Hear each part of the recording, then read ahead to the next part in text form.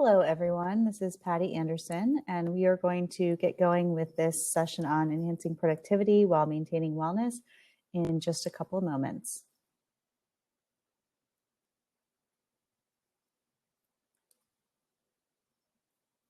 If anyone could write something in the chat just to say hello and know that I'm not talking to a blank wall, that would be great too.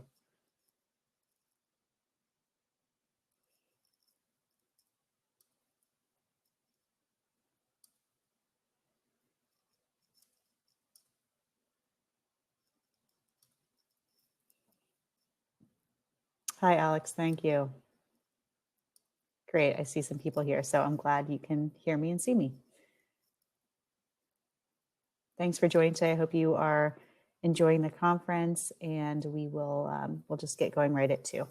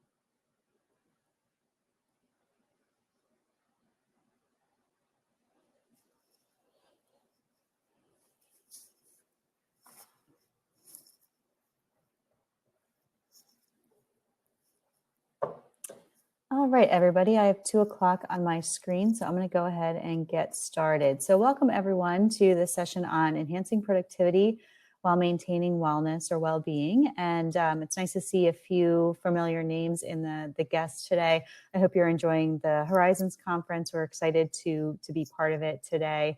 And I just want to start by saying I think it's really wonderful in the last couple of years that we have added these type of sessions to professional development conferences, because I do think it's such a critical skill and something that we all need to work on ourselves and is important to our kind of overall success. And I think that sometimes you may think of kind of productivity and well-being being mutually exclusive, and you can't have both of them at the same time. But I hope one thing that you get out of today's presentation is that they actually enhance each other, and I don't want you to think about them in these two buckets of, I can be productive, or I can be doing well physically and emotionally. I think that in order to maximize kind of your well-being and your overall success, whatever that means to you, we have to focus on ourselves and take care of ourselves as well.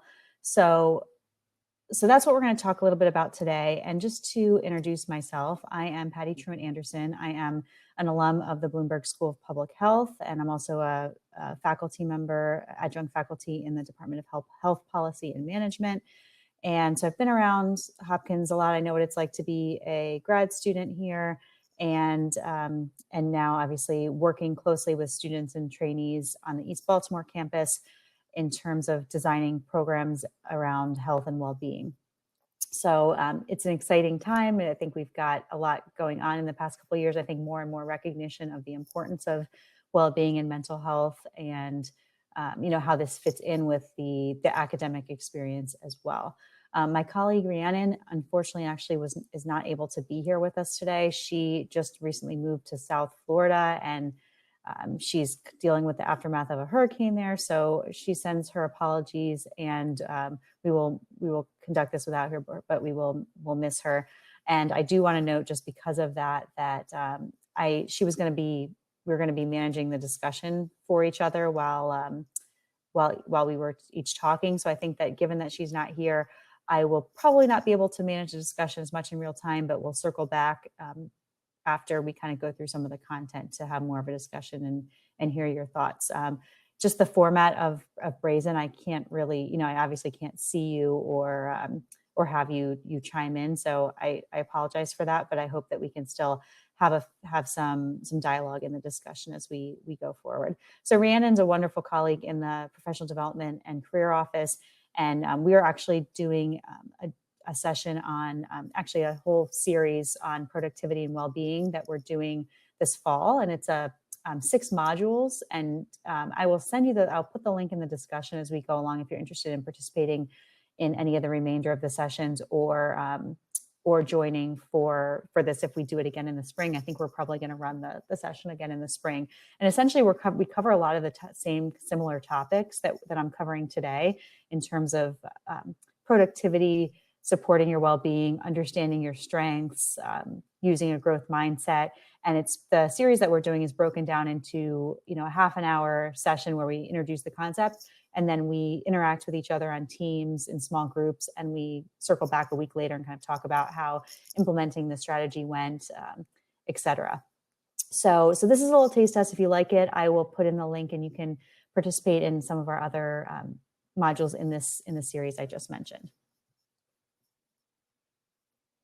But I think overall, this is definitely, these are topics that are timely and that people are interested in, because they have an impact on your overall life, and we're all kind of dealing with some obvious challenges right now. So today we're going to talk a bit about supporting your self-care, why this is important. We're going to kind of go right into productivity and time management strategies as well from there, and how these kind of things can go hand in hand with each other. And then finally, we'll end with a little bit of the importance of mindset and what does a growth mindset mean. And what I want to just say at the outset too is that, sometimes I don't think any of us sometimes feel like an expert on time management or, well-being, and that's okay. The goal is not necessarily to feel like you've mastered this. You can't really master this like you might manage, like you might master your biochem class, or it's just not, it's something that we just kind of always need to work on and think about how we're incorporating this in our life. And we're going to have setbacks. It's not going to be perfect. There's going to be bumps along the road, but I hope that you feel empowered after this to at least pick one thing to try over the next week or so, something that resonates with you that I say, or that you think about based on this conversation. And I encourage you to just take something simple. It doesn't have to be earth-changing. It doesn't have to be, a massive lifestyle shift, but think about one thing that you could do that might, make you feel like things are a little bit more under control, and that you're moving forward in a way you want to, taking care of your physical, emotional well-being, and kind of your professional well-being is part of that. And part of that is figuring out what strategies work for you in terms of staying on top of the work that you're doing. So we'll discuss some ideas, but I do just want to prime you right now that I'm going to come back at the end and say that I hope you've thought about something that you can incorporate over the next week. And I actually want to reach out to all of you by email in about a week and just see how it went, see what you did, what worked, what didn't, and what you might do differently going forward. So I hope that you come to this with an intention to kind of try something new and have an open mind.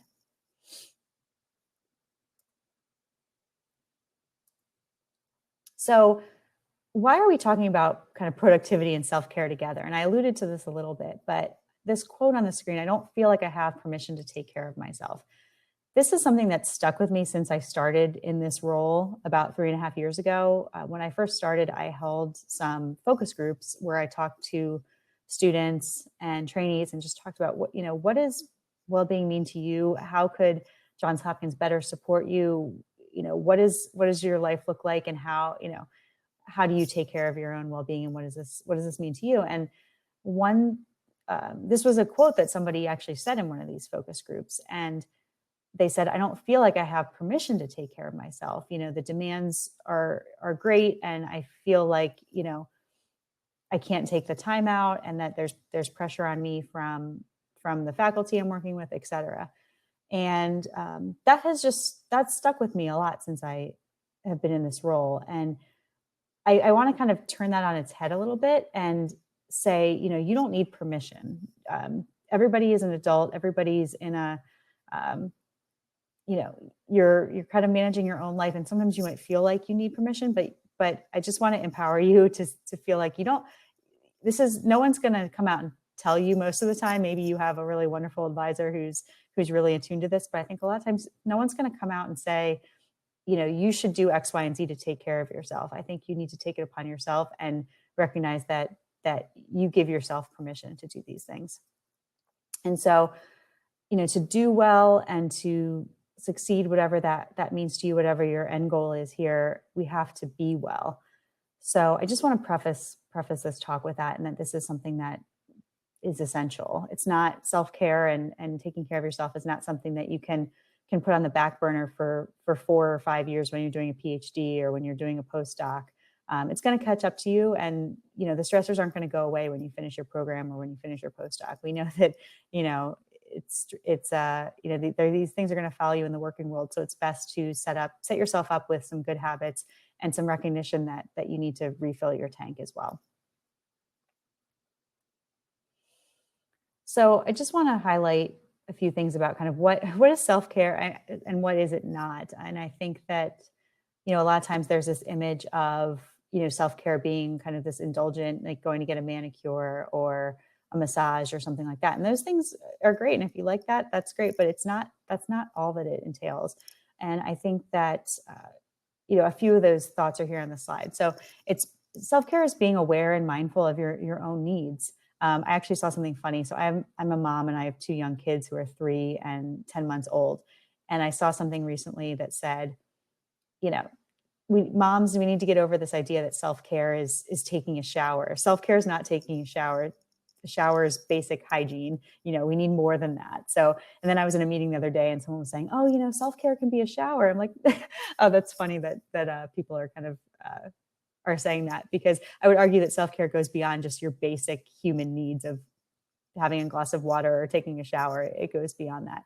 So being aware of what those needs are. And I also think communicating those needs with the people in your life. If you're, with your partner, maybe you need to let your partner know that you need this time out to take care, to go for a run. Or, if you have children, you might need to talk to your partner and say, hey, I need this time to go out and just do a meditation or go for a walk in the woods or whatever it might be for yourself. So communicating with the people in your life and having them encourage you and support you in those things. It's also necessary in order for you to be there for the people in your life and be there for others. So, it's always the analogy of being on an airplane and, putting on the oxygen mask for yourself first before you put it on anyone else. But that resonates. Self-care is different things to different people. There's not one thing or 2 things. I think for everybody, if we were all in a room together and you were raising your hands, I think we'd all have different things of what this means to us and what we enjoy doing. And that's great. And again, this is really integral to productivity and success. It's not some external thing that is indulgent or selfish or takes away from your productivity. And, if you look at, there's wellness wheels that talk about different aspects of well-being. And this is just a kind of image of kind of self-care being being inclusive of body, mind, heart, and spirit. So there's, self-care is really all the things we do and don't do to maintain our own kind of health and well-being in, the physical, mental, spiritual, and other realms. So at this point, what I want to do is take a couple minutes where we'll pause and have you work on a worksheet to kind of help you think about what your goals are. So if you can navigate to www.tinyurl.com/JHU plan, you will find a document, a PDF, and it's a personal wellness plan, and it shows you different aspects of well-being. And so what I want to do is take about 10 minutes or so, maybe a little bit less, and have you take a look at this and reflect on how you're doing now in these different areas. And the document really asks you to think about, what does your life look like when you're achieving your personal best in terms of your physical health and your mental health, et cetera. And it does ask you don't need to fill out absolutely every single part of this 2-page worksheet, but I want you to kind of pick out what's most important to you, what sticks out in your mind, and commit to trying something in the next week to make a positive change in one of these areas. So reflect on how you're doing yourself, and what areas you might want to focus on. So as I mentioned, like after this, we're going to talk a bit more about specific productivity and time management strategies. So you might think of the actual thing you're going to implement a little bit later on, but I want you to reflect on where you could grow and how you're doing now. So I have 2:13. I will go into the chat and see if there's any comments, and I'll post the link there as well. But just open up that document and just start making some notes to yourself about your own situation and what you might want to focus on.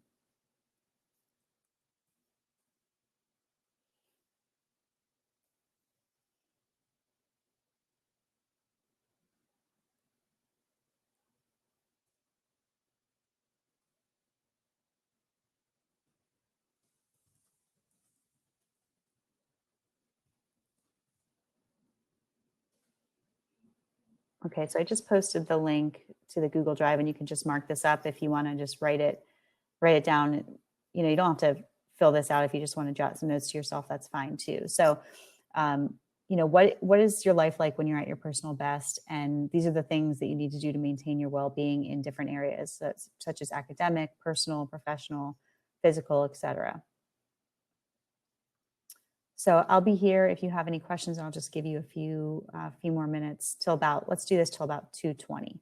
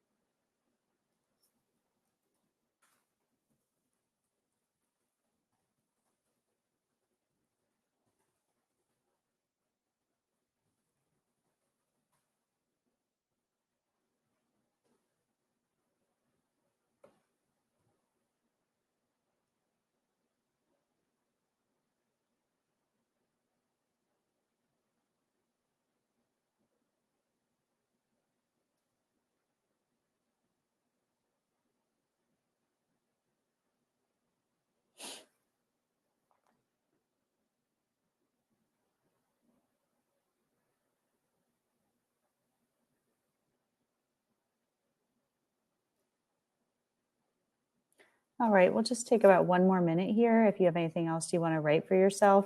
And if you're already done, maybe you could comment and just let us know here. Did anything strike you when you were doing this? Anything kind of stick out in terms of what you want to focus on, or what's important to you to prioritize in terms of different dimensions of well-being? Feel free to just type in the chat.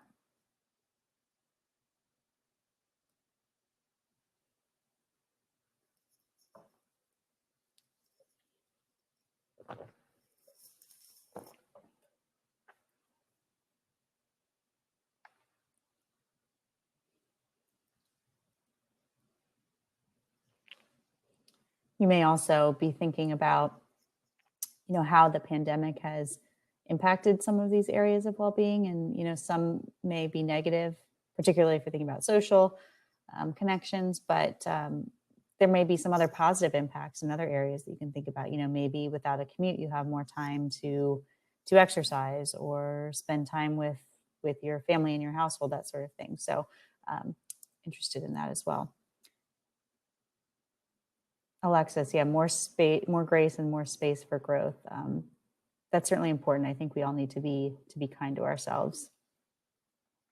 So I hope that was useful to start thinking about a little bit what matters to you. And as I alluded to at the beginning, a lot of this is very personal. I'm not going to come here and prescribe to you what is going to work for you, but the point here is to get you to reflect on what are some of your habits and behaviors, what's important to you in terms of your well-being and what you want to focus on. So just getting you to be more aware of that. I'm reading over a couple other comments here.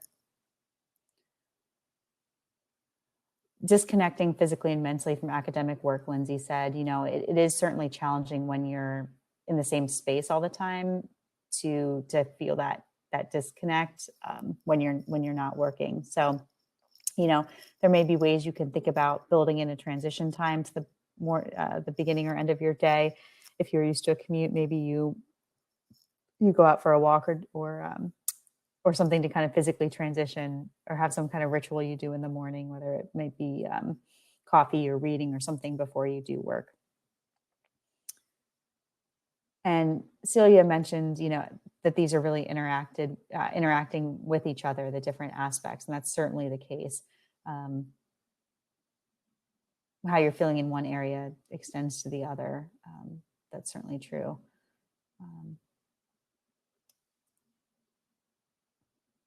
More exercise. Yeah, a lot of great comments here. I'm glad that you are all thinking about these things. Certainly, we're all dealing with some similar challenges in terms of uncertainty and trying to build consistency. So I hope you can kind of use this tool and kind of come back to it and see how it, how you can, like I said, you don't have to make an earth-shattering change, but just thinking about what are, what's a positive change that you can make to focus on, physical, if that's something that you feel like you're falling behind on in particular. So now let's talk a little bit about some more specific things that you might want to incorporate or think about. And, so now we're kind of transitioning into this productivity phase after we've kind of laid the groundwork of kind of well-being and what this means to you and self-care. So, when I've given talks on time management before, I think, as I've gotten more into it, more into some of the literature around it, time management is often, I don't really love the term. I actually dislike the term time management now, because it's really, we can't manage time. And this is something that, a lot of people in the field have said, time kind of is what it is. We can't really manage it.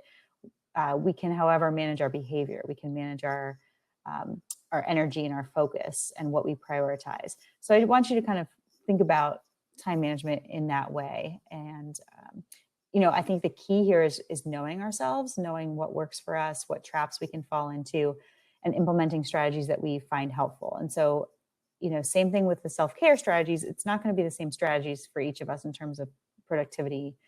And so we'll talk about a few different things today. So as I kind of alluded to in the beginning, feel free to think about, kind of listen for something that might resonate with you, or come up with your own idea based on what you hear. So, this is very personalized to you. And so think about your, I'm not going to prescribe anything to you, but just trying to open your mind to a few ideas. So in terms of productivity, what things hold you back? What behaviors hold you back? I think sometimes we kind of get stuck in this mind space where, you don't start a project that you should start, or you procrastinate. Precrastination on here, that means just kind of rushing to get something done and not doing a full, complete job because you just want to get it off your plate. And if you actually took a little bit more time, you would do a better job with it. We're all, I think, all of us are guilty at times of getting distracted by, our phones or devices or other things like that. And then lack of motivation, I think it can be challenging, particularly now, with being in the same space a lot of the time, just feeling not as motivated. I know I was feeling that a little bit yesterday. I was feeling like, it feels like Groundhog Day. Every day feels the same. I'm in the same place. But I'm glad I'm here with you all today, because that's a little bit different in my day. I'm looking at a couple of the comments here. People saying, getting distracted, harder to focus.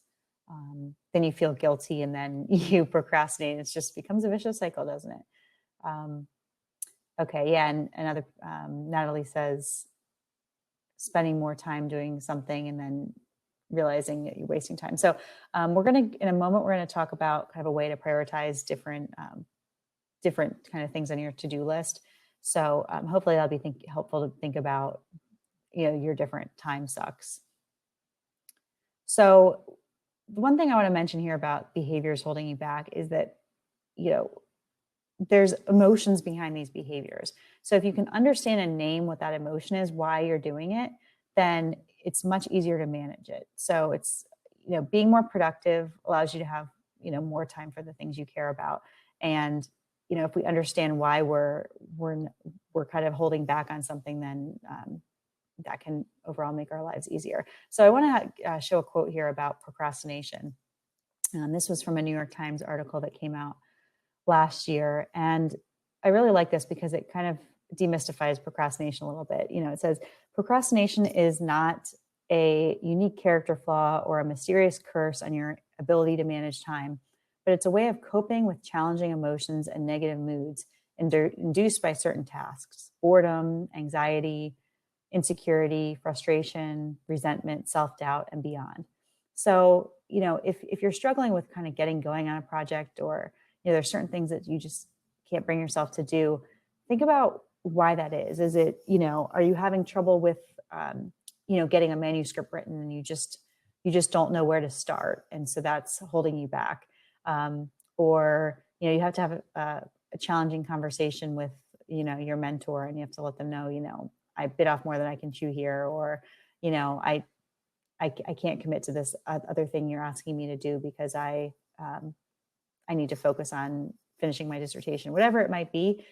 What's that feeling behind it that you're avoiding? And if you can name it, then you can start to think about how you get past it. And I think sometimes one strategy you can do is just think about the next action. So it's not necessarily even doing the next thing. So let me give an example.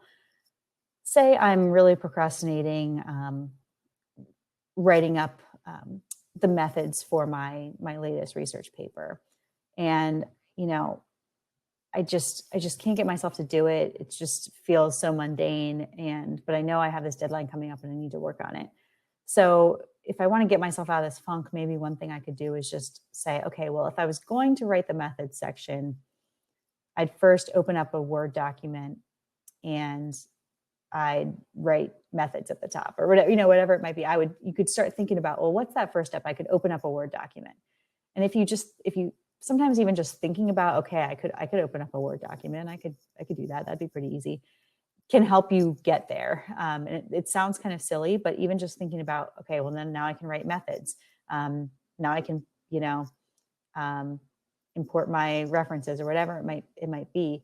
Or I could write one sentence, and once you start thinking about, okay, well, I could do that, then, it's easier to get on a roll with actually doing it. So we'll talk about a couple more strategies going on, but just thinking about that next step can be helpful, and thinking about what's behind that and how can I break down this big task. Say I'm procrastinating because I just don't know how to start a project, or it just seems too big. So breaking it up into smaller tasks. Okay, well, I'm not gonna write the whole method section today, but maybe I could pull the 10 that's like my first 10 references. I know I'm going to cite these 10 papers, and I can make sure I have them handy and import it into my reference software, whatever it might be. You can kind of break it up into smaller chunks, and you can use different tools such as the Pomodoro technique, which is a 25-minute timer that kind of can chunk up your time. So you can say, okay, well, this feels overwhelming to just sit and write for hours, but I can do this 25-minute chunk of time, and then I get a 5-minute break. So I'll post the link to that a little bit later, but there's different kind of time management apps and tools out there that might help you depending on your kind of personality and what you're looking for. So I want to show one more quote here that kind of speaks to this last bullet about lack of motivation. So, sometimes we all kind of feel kind of overwhelmed and burned out at times. And this quote is from another article, and this was a psychologist, Daniel Goleman, who was quoted, and doing what's meaningful is the antidote to burnout. So, focus on kind of what your ultimate goal is, what's meaningful to you. If your research is ultimately to better understand the environmental impact of, I'm just thinking about some colleagues of mine and work that I've done in public health. But if you're working on understanding the impact of concentrated animal feeding operations on the environmental health of the communities around them, maybe you're thinking about ultimately, okay, this is going to really help these children that are growing up around these farms, or this is really going to contribute to the field if I'm researching gun violence policies, or what is what's meaningful about that to you, and why do you care about it, and kind of get back to kind of the why of why you're pursuing this field, and that can help you kind of recenter yourself, I think.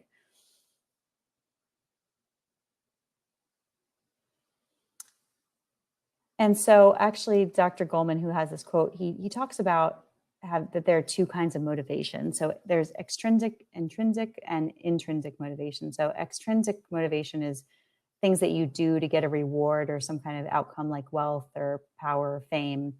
But intrinsic motivation, it's kind of done because it's personally rewarding to you, like helping other people or participating in an enjoyable sport or that sort of thing. So it tends to be more fulfilling when you have that internal motivation. So seeing if you can kind of tap into your own personal reason for doing this, it's going to be longer lasting and more overall satisfying to you. All right.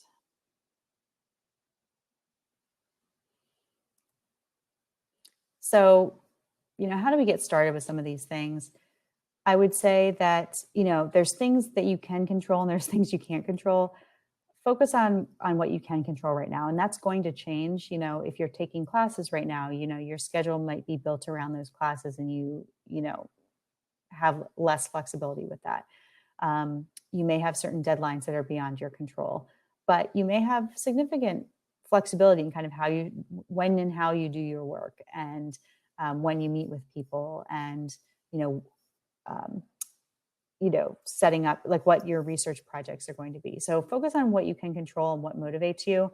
And that can help, help think about your own internal motivation. As I have mentioned before, knowing yourself, knowing when and how you work best. If you're a morning person or an evening person, if you work better when you get a change of scenery, or you work better after you get your morning exercise in, just try to tune into those things and kind of tap into your strengths. Actually, one of the modules that I mentioned that I'm doing with Rhiannon, now we just had a session last week about doing a strengths assessment to kind of understand what your own strengths are, and kind of doing more to focus on fulfilling and filling up those buckets of your strengths. So if anyone wants to do that, it's called the VIA strengths assessment, and it's free to do. And I will post the link in a little bit to that if anyone's interested in kind of getting to know your own strengths a little bit better. Consider the value of what the task is. And, is this going to contribute to your kind of ultimate goals of, finishing your program or publishing a paper or getting your next job?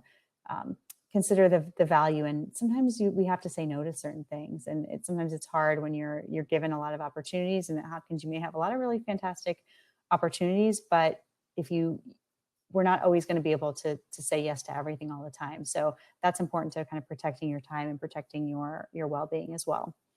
Know that it's going to change. It might change next semester. It may change next week, but having some flexibility and kindness with yourself is also valuable. And, in terms of scheduling yourself and scheduling your day and avoiding those time sucks, differentiate what is urgent versus what is important.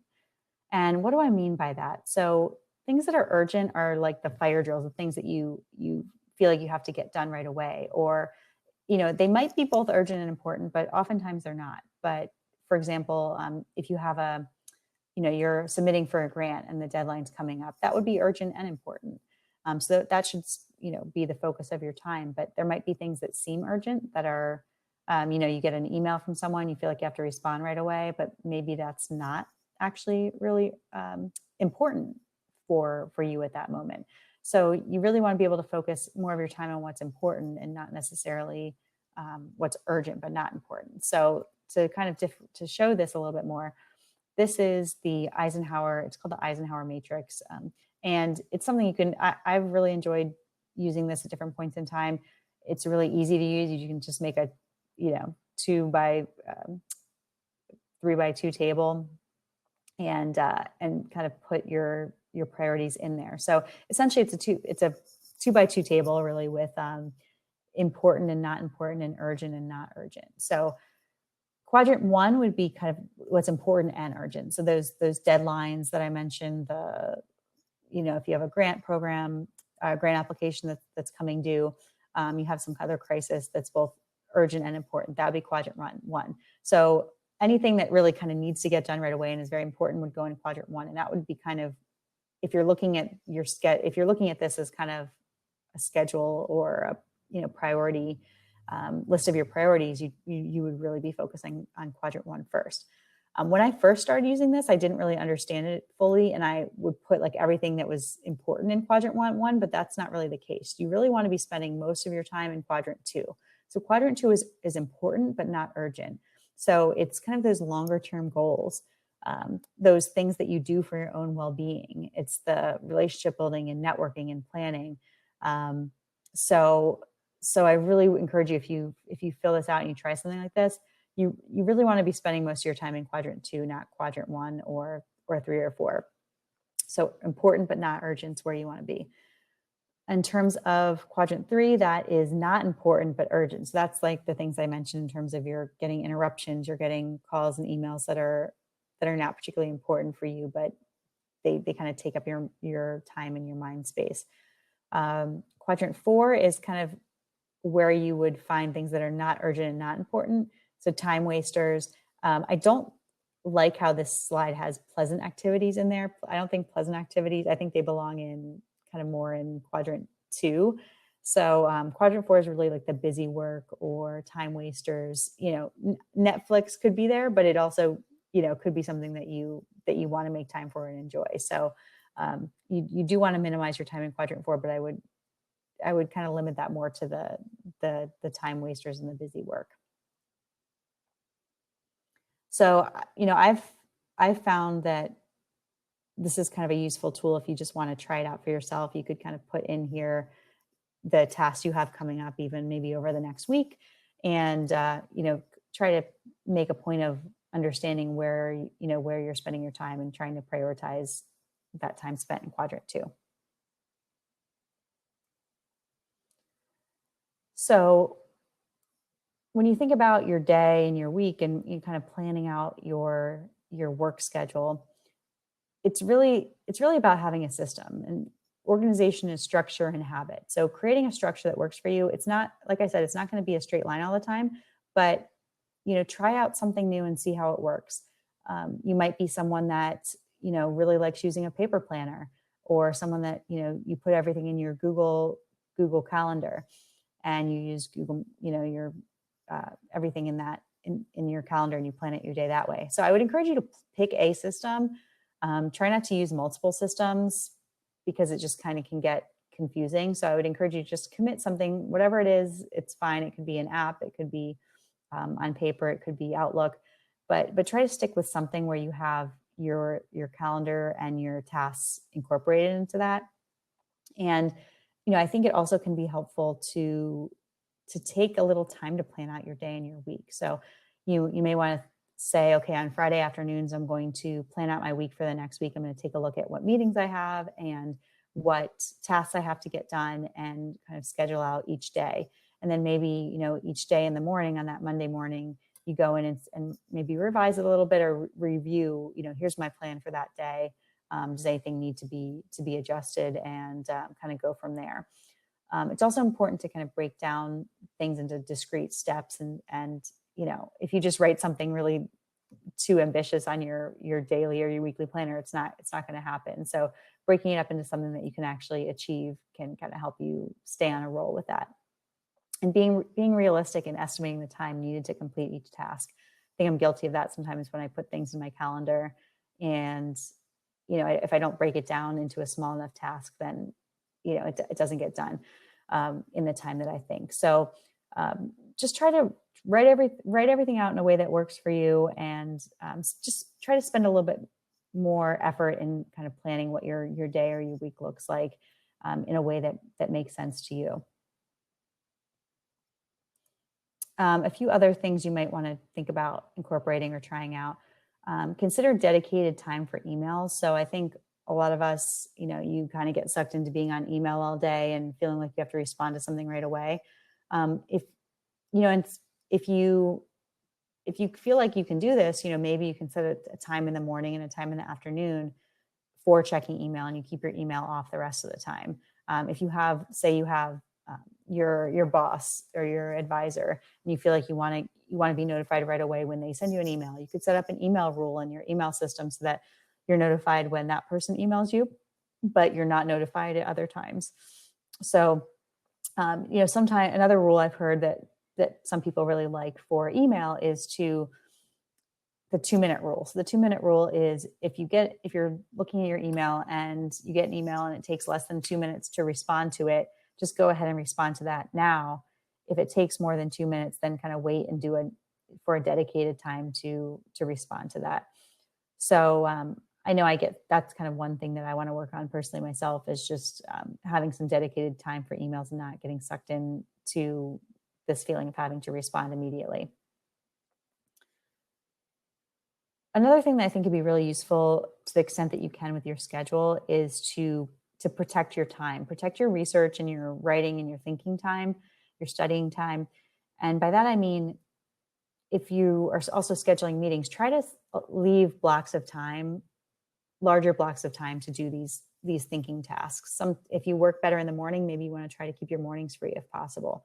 But, a lot of these tasks don't get done when you have to try to fit them in a half an hour or 15 minutes in between meetings, but you really need more time to kind of get your brain in the space to start writing that method section of the paper I talked about before. I'm never going to get that done if I'm trying to fit it in between all these other meetings and in between responding to emails. So maybe if I, chunk out my morning and say, okay, this is the morning I'm really going to spend a few hours getting into this, it's going to be, you're going to get on a roll maybe easier than you might think than if you were trying to do it in 15-minute chunks here and there. You could also make a list of the small things that you could do within those small windows of time in between meetings. So, thinking about breaking your list into, okay, here's the key priorities. Here are the small tasks I can kind of fit in around when I have a few minutes here and there.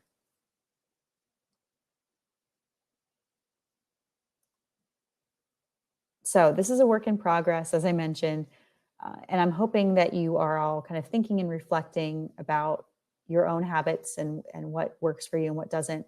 And think about just picking a strategy. It doesn't have to be earth shattering. It can be just a small change to say, okay, I'm going to spend 20 minutes on Fridays planning out my week for the next week, and then 10 minutes in the morning each day revisiting my plan for the day. It could be as small or simple as that. It could be using the Pomodoro technique to do 25-minute chunks of time for work, using mytomatoes.com, and I'll put that in the comments. So it doesn't have to be a huge life-shattering change, but thinking about how you can try something out. Maybe it's around your own scheduling of meetings and that sort of thing. So I'm hoping that you're kind of thinking about what might be useful to you in your own life. And there's not one quick fix in terms of, managing your time or your productivity or well-being, but these small changes can make an impact. And so I think this is a good time to transition into thinking about your mindset, because a lot of this has to do with your mindset, and we will have setbacks and we will have failures.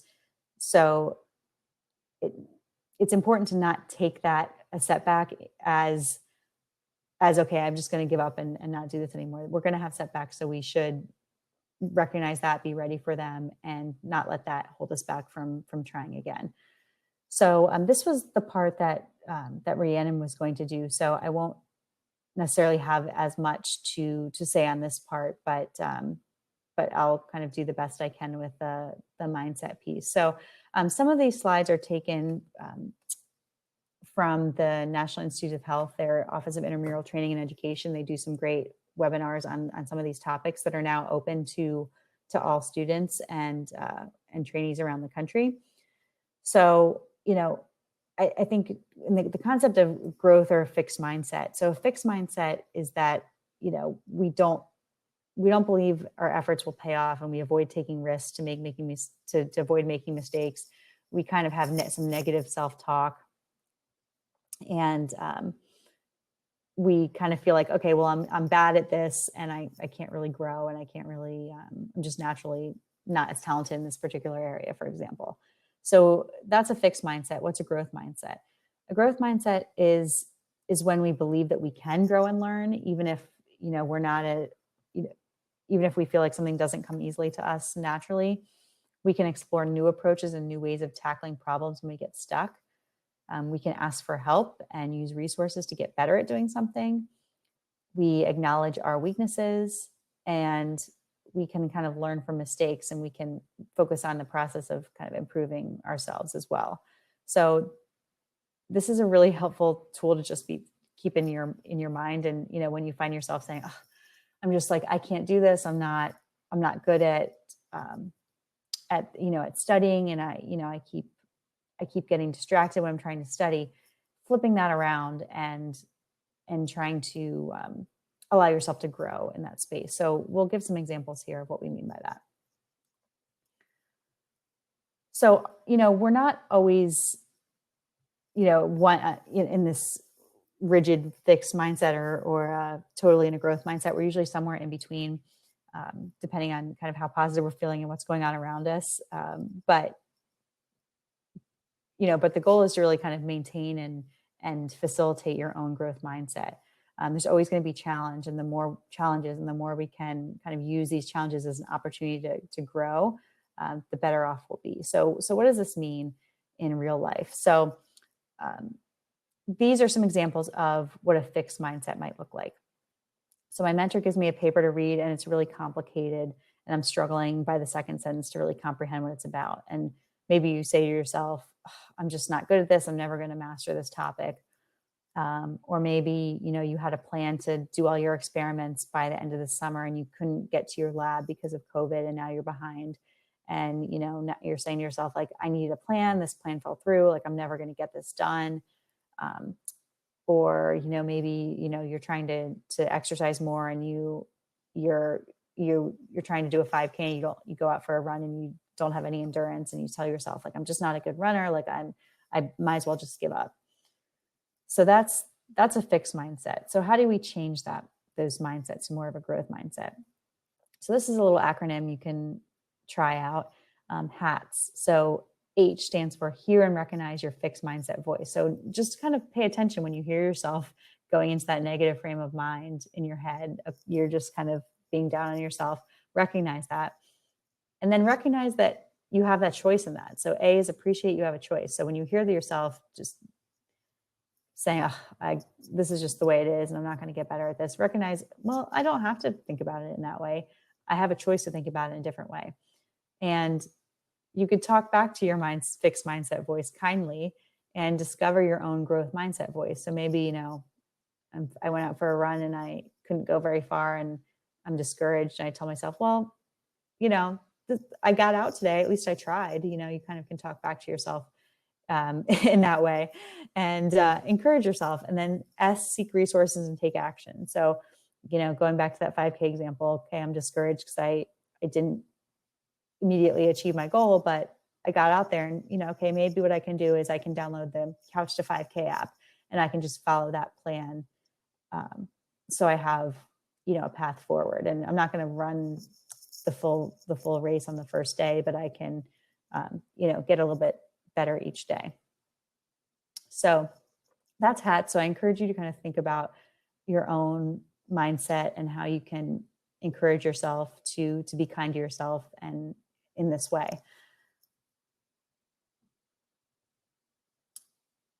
So we're just about wrapping up. So I'm going to take a look at the comments in a second, but I wanted to point out a couple of resources for people. If you haven't heard of the Calm app, everyone at Johns Hopkins has access to it by going to calm.com/JHU. This can be a really nice tool for kind of working on your growth mindset, doing some short meditations, stress relief. There's sleep stories if you're having trouble kind of decompressing before you get to bed. And there was a series that LeBron James did on there recently about mental fitness and kind of how he talks about how he gets his mind right. And that's just as important as his physical fitness for, his success as a basketball player. And so there's a lot of interesting things on there. I'd encourage you to check it out if you haven't already. And so in conclusion, I just want to circle back to what we talked about at the beginning in terms of having an intention to try something new this week. And, I didn't give you a clear roadmap for what you need to do. It was really about giving you some ideas and thinking about what works for you and encouraging you that this matters, that you can incorporate some techniques to improve your productivity and pay attention to your well-being at the same time, and how, they will interact positively with each other. So as I mentioned, we will email you in a week and just say, hey, thanks for coming last week. How did this go for you? Did you try something new? If so, how did it go? If it went great, that's fine. If it didn't go great, that's fine too. And we can kind of just chat with you over email about, what you might want to try next. There are also a lot of other resources that Hopkins has that you may want to avail yourself of. So if you are a student, you can go to wellness.jhu.edu, and there's lots of things on there, including resources about the Johns Hopkins Student Assistance Program. They help with all kinds of life management skills. There are also physical and mental health resources. There are kind of self-help tools, like there's Silver Cloud, which allows you to go through kind of well-being modules on your own. There's also Timely MD, which connects you 24/7 to a mental health provider. And there's the second link here is the Professional Development and Career Office, which has a lot of other kind of resources and opportunities to work on these skills as well. So I encourage you to check those out. And I will just check out the comments now and see if there's anything else people want to discuss. Okay, I will post the Pomodoro technique and the strengths assessment link in just a moment. So I think in terms of distraction, there are, someone mentioned the Forest app, and it kind of grows a tree while you're staying away from your phone. And if you go back to it, your tree dies or something like that. So that's one way to avoid distractions. You're just kind of putting it in a different room or putting it in a different space. That can help as well. Someone said, it's easy to jot down lists and plan. The real struggle is implementing. How do you work around that?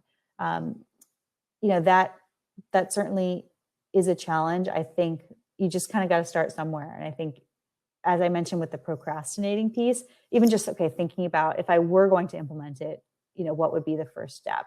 And just started, not committing to necessarily doing it right away, but thinking about that, and just getting a little bit closer each day. So I think the Pomodoro technique can help with implementing too, because it's a 25-minute chunk of time. Basically, a Pomodoro is a tomato is a 25-minute chunk of time followed by a 5-minute break. And so when I was writing my dissertation, I found that really helpful, because it's a short enough period of time where like, okay, I can focus for 25 minutes, and you can kind of block everything else out and try implementing something for that time. So let me pull up a couple of the links and share them with you here.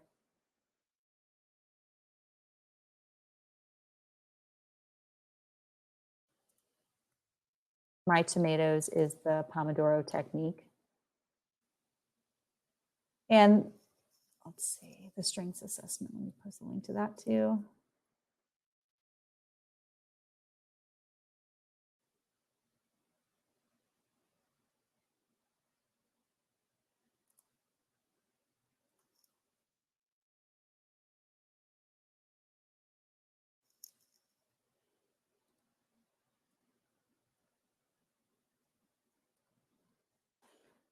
And here's the strengths assessment.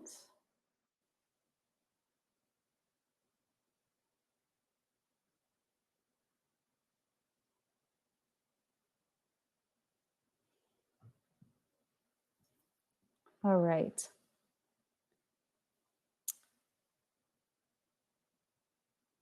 So I'm going to post my email address here too. If you have any other questions or you want to chat, like I'm happy to just chat with anybody one-on-one. If you want to talk more specifically later on about your own situation and get some advice, I'm more than happy to do that, point you to other resources that may be applicable to you, and just talk through any challenges or issues that you may be having. And I know we're kind of running low on time here, so I'll pause. I'll just kind of stay on a little bit to see if there are any other comments or questions people have. And like I said, we'll circle back with you in about a week. And I hope you something kind of came to mind while I was talking that you might want to try, whether it be in your kind of personal well-being or your physical exercise or your social connections or your mental well-being, or if it's something kind of more on the productivity side of things. It's all important. It all matters. And, I hope that you kind of come out with a feeling of, okay, I can do this. I can encourage myself. And when I hear that negative self-talk coming back, I can turn that around a bit. And, it's not going to be perfect, like I said, but just one step at a time, and just kind of reset. If something doesn't go well, just kind of reset and don't linger on that negative feeling. Just move forward and forgive yourself and move forward. So I hope you enjoyed and got something out of this, and I look forward to seeing you again, hopefully in another session or on campus at some point. I'm not sure where you all are at Hopkins or externally, but I really appreciate you taking the time to be here today, and I hope you enjoy the rest of the conference and the rest of your day, and take care. Thanks again, everybody.